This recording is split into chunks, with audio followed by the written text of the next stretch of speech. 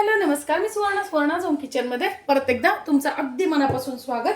सगळ्या सबस्क्रायबरचे धन्यवाद, सगळ्या व्ह्यूअर्सचे मनापासून आभार. आज आपण खूप सुंदर अशी रेसिपी बघणार आहोत, ती म्हणजे सातूच्या पिठाचं थालीपीठ. कालच मी तुम्हाला सातूचं पीठ, पौष्टिक असं सातूचं पीठ कसं बनवायचं याची व्हिडिओ टाकलेली आहे आपल्या चॅनलवर, नक्की जाऊन बघा.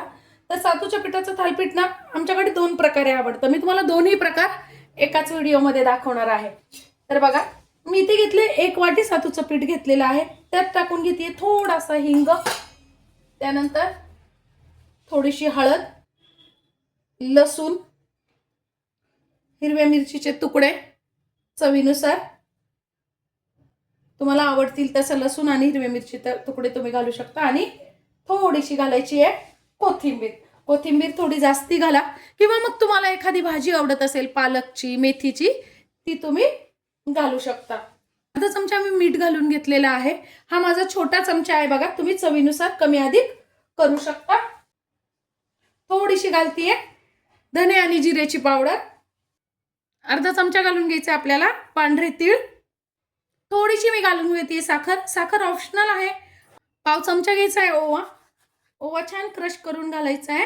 बस हे एवढेच याच्यात आपल्याला घालायचे आहेत. बस त्याच्यापेक्षा जास्ती नाही घालायचं.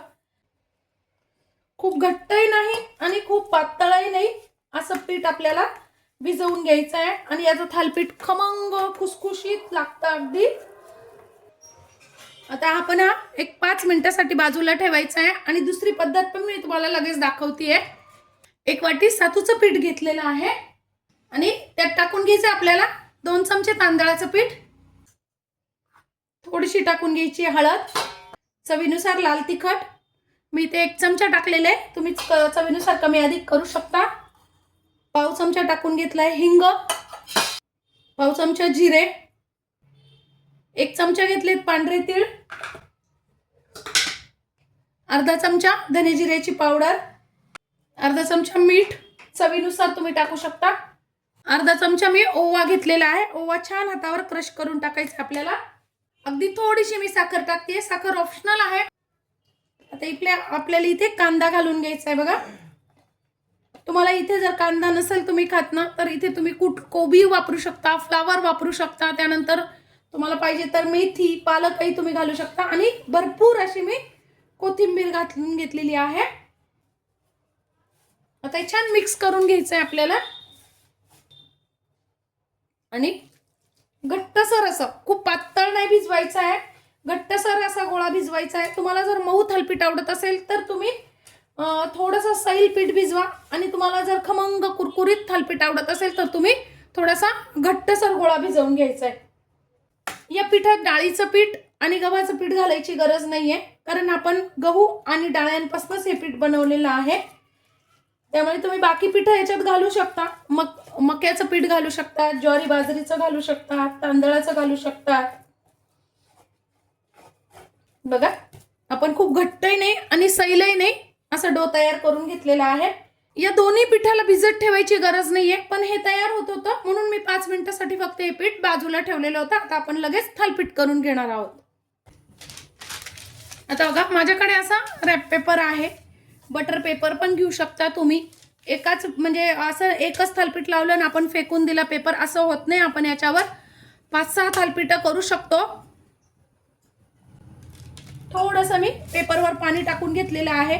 तुम्ही इथे पाहिजे तर कॉटनचा एखादा कपडा घेऊन किंवा मग रुमालही घेऊ शकता. फक्त कलर जाणार नाही असं घ्यायचं आहे. आता बघा, आपण पहिले जे साधं भिजवलेलं होतं ना बिना कांद्याचं, फक्त लसूण आणि हिरवी मिरची घातलेलं, ते थालीपीठ लावून घेऊया. खूप सुंदर थालीपीठ तयार होतं याचं. एकीकडे मी लगेच तवा तापायला ठेवलेला आहे. थोडासा असा पाण्याचा हात करून घ्यायचा आहे. आणि पाहिजे त्या आकारात तुम्ही, खूप जाडही नाही आणि खूप पातळही नाही, असं आपल्याला थालीपीठ छान तापून घ्यायचंय. या पद्धतीने तवा मी इथे तापवून घेतलेला आहे. खूप नाही तवा तापवायचा आहे. थोडंसं तेल टाकून घेतलेलं आहे. तेल, तूप, बटर तुम्हाला जे हवं ते तुम्ही टाकू शकता.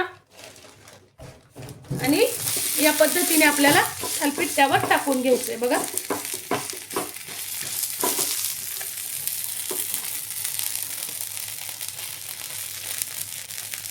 आणि खमंग होईपर्यंत दोन्ही बाजूनी छान भाजून घ्यायचंय. थोडंसं मी वरतून परत इथे तेल टाकून घेतलेलं आहे. 2 मिनिटासाठी तुम्ही असं छान वाफवून पण घेऊ शकता, म्हणजे थालीपीठ छान वाफलं जातं आणि आतमध्ये कच्चं राहत नाही. आता बघा कांद्याचं थालीपीठ पण मी एकीकडे लगेच दुसरं ते होतंय, वाफ येते तोपर्यंत इकडे लगेच हे थापून घेतलेलं आहे. बघा दोन्ही बाजूनी छान खमंग असं थालीपीठ आपल्याला भाजून घ्यायचंय. दुसरंही थालीपीठ आपल्याला छान याच पद्धतीने खमंग असं भाजून घ्यायचंय.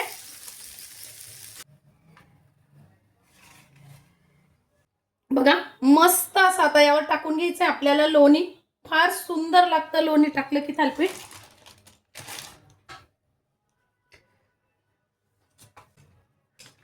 अतिशय पौष्टिक असं आपले दोन्ही थालीपीठ तयार आहे. तुम्ही दोन्ही प्रकारे करू शकता.